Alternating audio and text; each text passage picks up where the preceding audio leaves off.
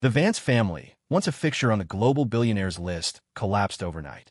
CEO Vance and his wife took their own lives, leaving their daughter, the once glamorous heiress Serena Vance, with nothing but orphans' grief and millions in debt. When creditors cornered her in a squalid rental apartment, she turned on the gas oven, ready to end it all. I was the one who kicked down the door and dragged her out through the billowing smoke. Serena leaned into my chest, her voice a raspy whisper. "Why did you save me?" I looked at her, streaking her pale face. Because where there's life, there's hope. I had been abandoned by my own parents, bullied through school, and treated like dirt at every minimum wage job I held. Saving Serena Vance felt like saving the person I used to be. I made a decision then, one that felt like sealing my fate. I don't need to go to law school. I can work the docks. I can gut fish to pay for your tuition. Serena froze, her eyes instantly rimmed with red. I forced a smile. Law school is expensive, but you studying at Columbia? That's worth more than anything I could do. We huddled together in that 300-square-foot apartment. I worked 3 jobs a day, bone-tired, but Serena's gratitude washed the exhaustion away. She tutored students to buy me a decent meal and would squat beside my stall at the fish market, helping me scrape scales off the day's catch. We lived like that until Serena made it. She clawed her way back, topping the 30 under 30-foot list. Now, sitting in the corner of her press conference, I watched her in an elegant gown, speaking with refined grace. She was surrounded by elites desperate to curry favor. In that moment, I smelled myself. I was wearing the cologne she gave me, but it couldn't mask the lingering scent of fish guts and brine. Serena personally announced the hiring of Julian Thorne as the company's general counsel. He was the campus golden boy at Columbia, his father a titan of the legal world. My entire net worth wouldn't cover the cost of his tie. Standing next to her, they looked like a power couple straight out of a magazine. The flashing cameras seemed to exist solely for them. For a moment, this press conference felt more like their engagement party. That night, I sat in my room drinking cheap beer, can after can, unable to numb the ache. I thought of the Serena who once gave me a ring made from a soda can tap. The Serena who handed over her scholarship money to me. The Serena who cried in guilt when I got sick. I remembered her promise. "Caleb, I swear I'll give you the best life possible." She'd give me material comfort. I no longer worried about hunger or cold. But she never said she loved me. Leaving her was the only logical choice. The next day, I went to see Julian's father, Marcus Thorne. Marcus slid a legal agreement across the mahogany desk. His demeanor was the embodiment of the law, cold, rigid, unspoken judgment. When I hesitated to sign, he furrowed his brow and sneered. "You're just a fishmonger, Caleb. What makes you think you're worthy of the Vance heiress?" Seeing my hand tremble, Marcus pressed on. "You have no parents, no pedigree. How could you possibly assist her the way Julian can?" I shook my head gently, let out a bitter laugh, and signed my name. With black ink on white paper, I severed my ties with Serena Vance. I walked out of the cafe. Just as I was about to hail a cab, a news alert popped up on my phone. It was already trending at #1. Billion-dollar deal secured. Business queen Serena Vance and legal elite Julian Thorne. A power couple for the ages. The comments were flooded with blessings. The ice-cold CEO and the rich heir. It's a fairy tale. Finally, a match of equal standing. I gripped my phone tight, a tear landing squarely on the words equal standing. It was definitely time to leave their world. My phone rang. It was Serena, her voice crisp and demanding. "Why aren't you answering? The company Victory Gala is tonight. It would make me happy if you came." I was about to refuse, but Serena seemed to sense it. "I really want you there." Her tone shifted, becoming coquettish, like the 18-year-old girl who once hugged me after her first paycheck and said, "I don't want you to work so hard anymore." I let out a soft hum of agreement. "Can you pick me up?" After a long silence, Serena explained, "Sorry, I have to pick up Julian. This project's success relied heavily on him. After all, I shouldn't have expected anything else, but the sting was still sharp." I went home and cleaned myself up as best I could. Yet, standing in the ballroom under the crystal chandeliers, I felt nothing but embarrassment. Julian walked in with Serena on his arm. He looked dashing in his bespoke suit. I tried to hide, but he called out to me, "Mr. Stone." Julian grinned, a predator's smile. "I'm so glad you could make it. Serena said you're uncomfortable at these events, but I insisted. That's the only reason she agreed to invite you." I looked at Serena. She just stood there. I clenched my fists in my pockets. Julian shook my hand and led me to the buffet. "I heard you work in seafood. I had them prepare a special raw bar. Please, give us your expert opinion." I stared at the expensive shellfish I could never afford to buy, shaking my head awkwardly. "I don't know anything about this kind of seafood. Julian held out a spoon of caviar. It's okay, I can teach you. You took care of Serena for so many years. I've been wanting to thank you. I instinctively looked at Serena, but she stayed silent, tacitly allowing it. In the awkward exchange of declining the spoon, the caviar spilled all over his suit. Serena frowned instantly, taking off her multi-million-dollar shawl and draping it over Julian's shoulders. I'm so sorry. It's fine, Julian exclaimed theatrically. I'll take Mr. Stone to get changed. I started to refuse, but Serena nodded. Julian, sorry to trouble you again. Helpless, I followed Julian toward the elevators. The moment the doors slid shut, Julian's polite mask dissolved into a sneer. He looked at me with pure arrogance. Serena might think you love her, but you're just a fish-gutting loser who loves her money. I watched the floor numbers rise, remaining silent. Julian glanced at me, suspicious. You're not going to back out of the deal, are you? I looked at him, lips pressed into a thin line. Don't worry, Suddenly, the elevator shuddered violently. I was thrown against the wall, Julian's scream ringing in my ears. Blood sprayed from my forehead like a fountain, pain twisting my body into a knot. Before I lost consciousness, I heard Serena's panicked voice through the emergency intercom. Serena. I called her name instinctively. Help me. When the rescue team assessed the situation, their voices were grim. Ms. Vance, the cabling is snapped. We can only extract one person safely right now. You have to choose. The voice I knew better than my own screamed back without hesitation. Julian. Save Julian first. Before my vision went black, a tear of blood slid from the corner of my eye. I shouldn't be sad. Serena had found the person she wanted to protect. I could leave with a clear conscience. When I woke up, a nurse was hovering over me. Your sister is in the next room with Mr. Thorne. Should I call her? I froze. Sister. The nurse nodded. Ms. Vance told us to let her know the moment you woke up. When Serena entered, she looked terrible. Her gaze was ice cold. The visa center sent me a notification. You're planning to go abroad? It took me a long time to find my voice. Probably a scam text. Someone like me doesn't belong overseas, right? That self-deprecating remark seemed to dissolve the tension in her brow. Her gaze fell on my pale face. I'm sorry. I didn't protect you properly. It's okay. Mr. Thorne is more important. Serena lowered her eyes. Julian's career is just starting. I couldn't let him die there. I looked up at her slowly. So, I'm the expendable one. You've suffered enough. He's been pampered his whole life. You had no choice. I wanted to scream at her, but a lump blocked my throat. Finally, I just nodded. We had shared hardships, but it seemed I was the only one who cherished that bond. In Serena's eyes, it was a past she wanted to bury. Julian has a coagulation disorder. He needs a transfusion. Serena hesitated, then continued. You both have Rh-negative blood. The color drained from my face. Caleb. Serena took my hand. Just give him a little blood to have on standby, okay? No. The word screamed in my mind. My heart ached, as if invisible thorns were piercing it. The silence in the room was suffocating. Sure. I laughed suddenly. Sis. Serena flinched. She was surprised by my quick agreement, and even more shocked by the title. She frowned, about to explain, when a nurse burst in. Ms. Vance, Mr. Thorne is down to his last bag. Serena shot up. Caleb, I'm begging you. She dragged me to the phlebotomy room. The nurse missed the vein twice before finding it. They took 8 bags. My arm turned purple. The nurse went to hand me a cotton swab, but Serena grabbed it, pressing it gently against my wound. She blew softly on the puncture site, just like she used when I cut my fingers on fish scales. The tenderness she showed to relieve my pain felt like someone strangling my heart. Does it hurt? She asked softly. I'll be gentler. I almost wanted to hug her, despite everything. Ms. Vance. Emergency. The doctor ran in. Mr. Thorne tried to get out of bed to find you and fell. What? Serena's fingers clamped down involuntarily. I hissed in pain. She dropped my arm and sprinted out toward Julian's room. The cotton swab fell to the floor, splitting in two, just like us, broken beyond repair. I discharged myself and walked out alone. When I pushed open the villa door, Serena was feeding Julian medicine. Seeing me, Julian immediately put on a welcoming act. Mr. Stone, you're home. It's not what it looks like. The company lawyers called. Serena and I were going to finish up and come get you.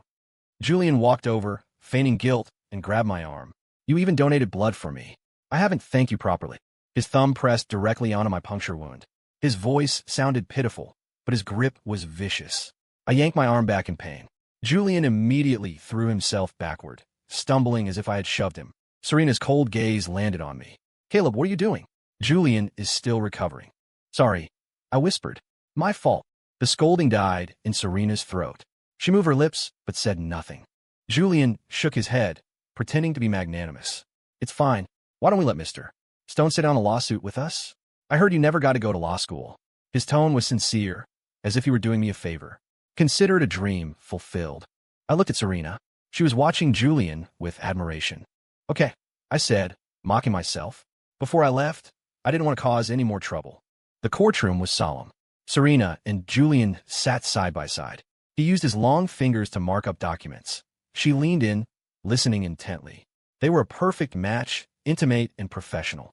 Serena, let Caleb participate, Julian suggested, faking kindness. No need, Serena frowned. He doesn't understand these things. He'll only slow you down. Julian feigned regret, but shot me a smirk when she wasn't looking. I sat in the back, crumbling the litigation papers in my hand. In her eyes, I was just an uneducated fishmonger. Those days of starvation and cold were memories she wanted to erase. I watched from the gallery as Julian began to falter. The opposing counsel found a loophole. Mr. Thorne, you claim my client copied advanced architecture, but this algorithm is industry standard. Where is the plagiarism? Julian froze, his face flushing red. Well, I looked at Serena. This was her life's work. 6 years ago, in a damp basement, she calculated this on scrap paper I brought home. Now someone was about to let it all go to waste. I stood up. The core of the calculation isn't the architecture. Their product completely replicates the Vance logic and execution mechanism. The opposing lawyer was silenced. Julian spun around, staring at me in shock. Mr. Stone, this is a court of law. Irrelevant personnel cannot speak. Serena frowned, looking at me with helplessness. She applied for a recess and dragged Julian out. I followed silently. Just around the corner, she kissed Julian lightly. He's just a fishmonger. He can't compare to a talent like you. Her words were blades, piercing my heart. I remembered when Serena first cracked the algorithm. She had hugged me tight under a flickering bulb, kissing me. That was my first kiss. Suddenly, a venomous whisper came from behind. Caleb, who do you think you are? In the restroom mirror, Julian's face twisted in rage. He grabbed my hair with his manicured hand and slapped me hard. You made me lose face. I thought you knew your place. A gigolo from the slums, thinking he can eat swan meat? I struggled, prying his hand away. Mr. Thorne, I promised to leave. I won't go back on my word. Crash. Before I could finish, Julian raised his left hand. The large diamond ring on his finger smashed into the mirror. Shards of glass exploded outward, slicing into me. Blood gushed instantly. Julian grinned maliciously. This is what happens when you anger me. He picked up a shard of glass, slashed his own arm, and then threw the shard at me. Then he screamed. Serena rushed in, ignoring me completely, and pulled Julian into her arms. It's okay. It's my fault, Julian sobbed. I almost ruined the case. It's normal for Mr. Stone to be angry. Serena shot a look of pure ice at me. Caleb, Vance Corp has nothing to do with you. Stop interfering. I didn't. He framed me. Still making excuses? The temperature in her eyes dropped to absolute zero. He's a gentleman, raised in luxury. You think he has the strength to smash a mirror? You grew up in the gutter. Is this the kind of thug tactic you learned? She helped Julian up and walked away. Mr. Stone, Ms. Vance ordered me to take you to the hospital, her secretary said, bowing slightly. I nodded. Before I left Serena, I needed to learn to be kind to myself. In the Maybach, the scent of Julian's favorite aromatherapy filled the air. The fridge was stocked with his favorite fruits. Mr. Stone, the driver laughed awkwardly as I stared. Ms. Vance had those floor mats custom-made for Mr. Thorne. Please try not to dirty them. I pulled my bleeding leg back in shame. The girl who once shouted her wares in the market to sell fish for me now found me dirty. Creak. The hospital door opened. Serena placed flowers on the bedside table and pulled a bag of roasted chestnuts from her coat, putting them in my hand. They were still warm. It's from that stall you like, she broke the silence. Taste it. Is it the same? I didn't answer. In court, I didn't mean to interrupt. I just didn't want your hard work to be wasted. And I really didn't hurt Julian. Even leaving, I wanted to leave clean. I know. Serena suddenly hugged me. I froze. Just let Julian have this one. His family is powerful. Even if he's wrong, no one dares to say it. She paused. Caleb, you need to be sensible. I bit my lip until I tasted blood. How much more sensible did I need to be? Did I have to die for her to be satisfied? I whispered, does Julian eat these chestnuts too? Serena paused, then shook her head. They have additives. Julian doesn't like street food. The heat from the chestnuts blistered my fingertips, but I felt no pain. Mr. Stone, I came to apologize. Julian stood at the door. It's my fault for not being prepared. He opened a small box revealing a pair of diamond stud earrings. A gift to make amends. He approached me with red eyes. Let me put them on you. I started to refuse. I didn't have pierced ears, but Serena's voice was stern. Don't reject Julian's kindness. The next second, pain shot through my earlobe. The silver post pierced through flesh and cartilage. Blood dripped. Oh my God, I'm sorry. Julian gasped. I didn't know you didn't have holes. I covered my ear, shaking my head. It's fine. On the day of my discharge, Serena came to pick me up. As soon as we pulled up to the villa, Julian called. Serena, don't forget the gathering today. Bring Mr. Stone along. Serena turned the car around without asking me. The campus king still has the pull. Someone joked when we arrived. One call, and the queen arrives. Yeah, the college sweetheart's finally making it work. Amid the jeering, someone noticed me. Who's that? Julian introduced me with practiced ease. That's Caleb Stone. I mentioned him. He's Serena's. He paused, looking fake troubled. Serena had never publicly acknowledged me. I'm a relative, I said flatly. A relative? The group looked me up and down. From the Boonas? Serena frowned. Julian jumped in. Don't be mean. Mr. Stone sells fish. He's harder working than any of us. Someone waved their hand in front of their nose in disgust. I sat in the corner, invisible. Serena was about to sit next to me when her phone rang. She spoke to Julian, asking him to look after me, then stepped out. As soon as the door clicked shut, Julian's smile vanished. He ignored me, discussing haute couture with his friends. Mr. Stone, Julian pointed at the logo on my shirt. Are you wearing Burberry? Julian, you're seeing things, a friend laughed. He's wearing Burberry. The room erupted in laughter. The fishmonger is wearing knockoffs, trying to act high class. Their mockery sucked the oxygen out of the room. My dignity was bleeding out. Mr. Stone works hard. It's normal to lack taste, Julian said, his eyes filled with contempt. Serena returned shortly after. The bottle spun and pointed to Julian. I choose dare, he grinned. Kiss a member of the opposite sex for 1 minute. The friends cheered and shoved a piece of paper between them. Serena, help him out. Julian looked at her, holding her hand. It's just a game. Mr. Stone won't mind. He looked at me.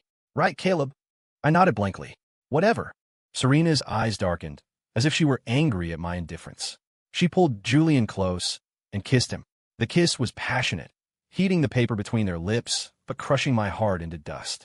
I walked to the terrace for air. Julian's friends surrounded me. Caleb, you know you're an eyesore, right? You smell like fish and wear fake clothes. You can't compare to Julian. I stood there, cornered. A hand holding a fruit knife slid across my back. Fishmonger, right? The leader laughed, carving the word into my flesh. The smell of blood filled the air. With trembling fingers, I dialed 911. The knife fell again, and I collapsed. Before I passed out, I saw Serena's horrified eyes. My back throbbed with agony. I woke up to Serena sleeping by my bed. She woke up, grabbing my hand. I'm sorry. I didn't know they would do that. I closed my eyes, pointing at the door. Caleb, she pulled a document from the bedside table.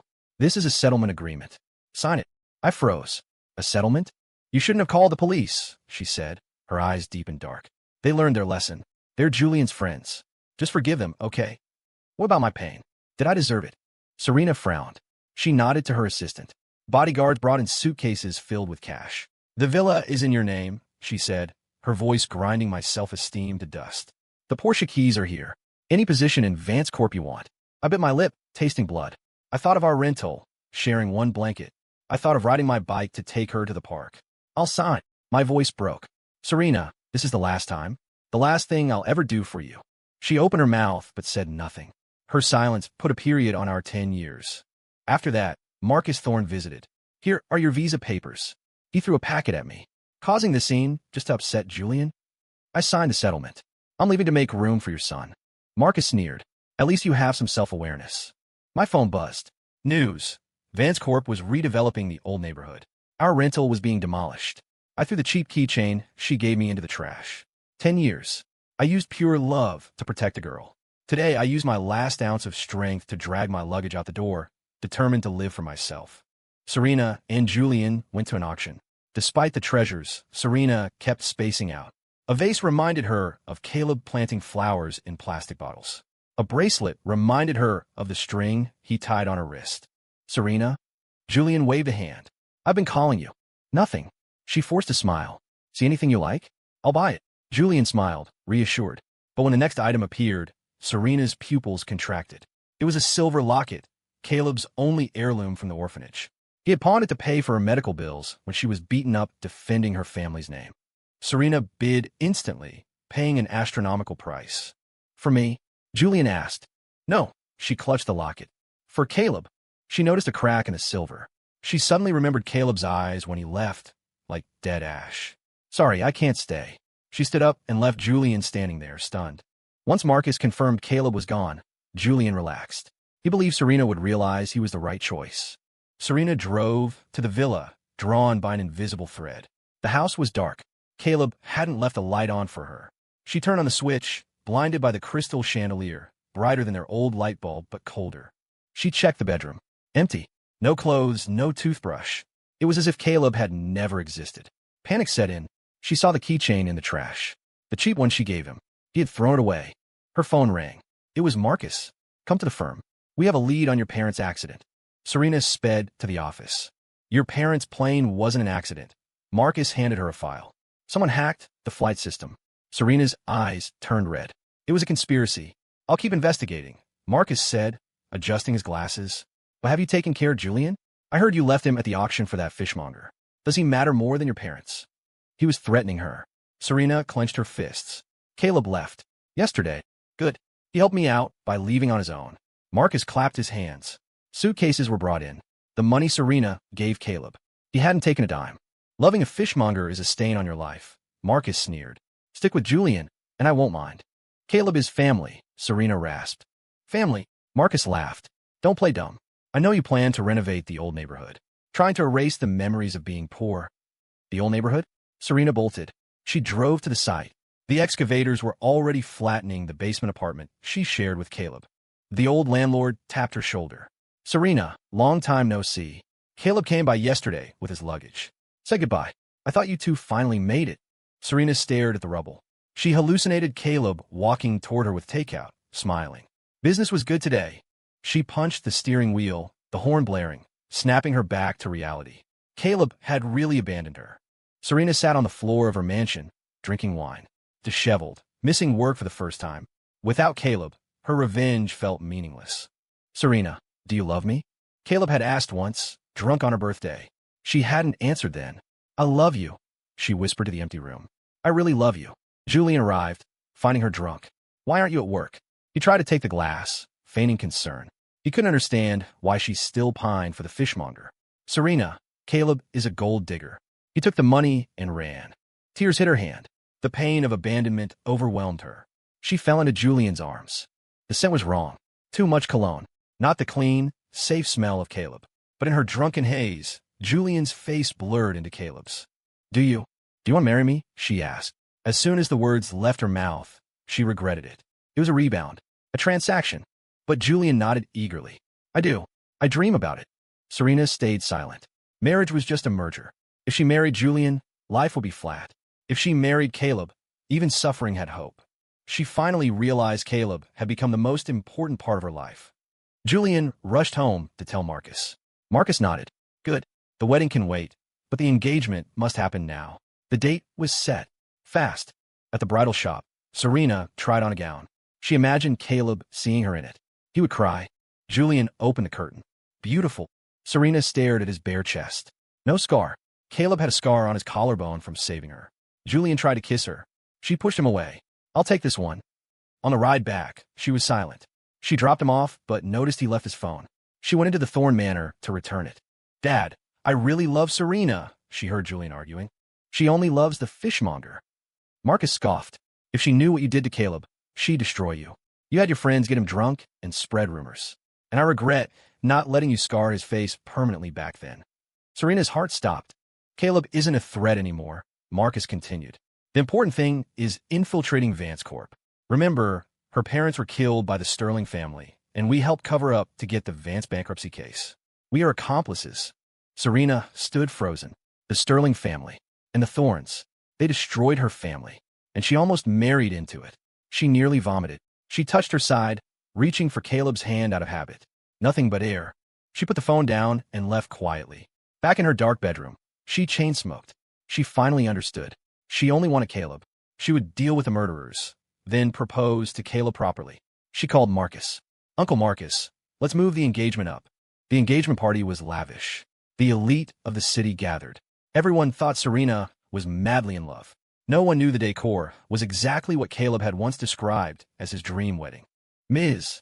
Vance, we found the black box data, her assistant whispered, handing her a recorder. And the evidence you asked for. Serena listened to the audio. Her parents' panicked voices. The system is crashing. The Sterlings hacked us. Then silence. In the VIP lounge, Julian basked in the compliments. A perfect match. Power couple. Look, it's Ms. Vance. Serena walked in, looking regal but cold. Julian reached for her hand. She stepped back. Thank you all for coming, she addressed the crowd. But this engagement is over. What? Julian froze. Because the Thorne and Sterling families, Serena's voice cut through the room, are the murderers of my parents. She pressed play. The black box recording echoed through the hall. The crowd gasped. It's fake, Marcus shouted. There's more. Serena played the video of Julian slashing Caleb with the glass. The room erupted. My only love in this life is Caleb Stone, Serena declared into the microphone. Marcus tried to hide his face from the cameras. Julian panicked. Serena pushed him away. You framed Caleb. You destroyed my family. She strangled him briefly, then let go like he was trash. Police stormed in. Julian begged on his knees, wetting his pants. Serena, I don't want to go to jail. Forgive me. Caleb forgave you because I forced him. I don't have the right to forgive you for him. Julian was dragged away, screaming curses. Caleb hates you. You'll be alone forever. The guests left. Serena sat alone in the empty hall, overwhelmed by regret. We reunited in a dramatic fashion. I spent 4 years establishing myself at a law firm in London. The day I made senior associate, the partner handed me a file. Caleb, since you know the Chinese market, take this. It's our first cross-border case with Vance Corp. I hesitated. I'm not experienced enough. Ms. Vance is tough, but she's looking for her first love. She's sentimental. You'll be fine. I took the case. I knew she had ruined the Thorns. I knew she declared her love publicly. But I was alone in a foreign country. When I was sick, I was alone. I realized Serena was just a regret of my youth. I'll take it. I flew back. In the conference room, Serena looked exhausted. When I walked in, she trembled. Mr. Stone, I said professionally. She stared, eyes tearing up. No comments on the proposal, she said eventually. As I left, security stopped me. Serena ran up behind me. Caleb, don't go. This is work time, I said coldly. She cornered me in the parking garage, hugging me. I miss you. Please don't push me away. I don't miss you, I said. Serena, you don't matter to me anymore. I sent Julian to prison. I tortured him. She rambled like a madwoman. I'll give you everything. Vance Corp, my life. She unbuttoned her shirt to show my name tattooed over her heart. I saw burn scars on her hands, from trying to iron her own clothes after I left. I remember the promise, she cried, to give you the best life. I remember too, I said. I remember you making me sign that settlement. You never chose me when it mattered. You loved your status more. No, you and Julian were a perfect match. Selfish monsters. I laughed bitterly. I don't want your love. It's toxic. Give me a chance. No, seeing you just makes me sick. I walked away. She collapsed, screaming my name. The next morning, I was at the airport. Suddenly, the PA system announced a lockdown. Caleb, Serena appeared, wearing a vest strapped with explosives. If you leave, everyone dies. Serena, are you insane? I have a remote. Red, green, yellow buttons. Only one stops the countdown. She handed me the remote. Their lives are in your hands. She didn't care about her own life. She just wanted to force me to stay. I looked at her. Clear the airport. Just us. She smiled, signaling her team. The terminal emptied. I took a deep breath. I pressed red. The countdown sped up. Red for the haunted house where we left. I pressed green. It slowed down. Green for the park path. I pressed yellow. The timer stopped. Yellow for the warm light of our old apartment. Serena cried. She remembered. You won. Go, she whispered. I clenched my fists and walked away. I didn't turn back. A moment later, a sharp crack echoed through the terminal. Bang. I didn't need to look to know. She had raised the real detonator, and the police sniper had taken a shot. She fell in a pool of blood. If she had truly won, I would have stayed. But by forcing me, she had already lost. 2 months later, news broke that Serena Vance was in a vegetative state, surviving the gunshot, but brain dead. That same day, an anonymous transfer labeled WI hit my account. Million. I used it to start a scholarship fund for underprivileged students. I bought a bouquet of white flowers for $600, the exact amount of the class fee she once paid for me, and had it sent to her hospital room. The winter wind dried my eyes. Serena would sleep forever in the cold winter. I would live in the spring. Story complete.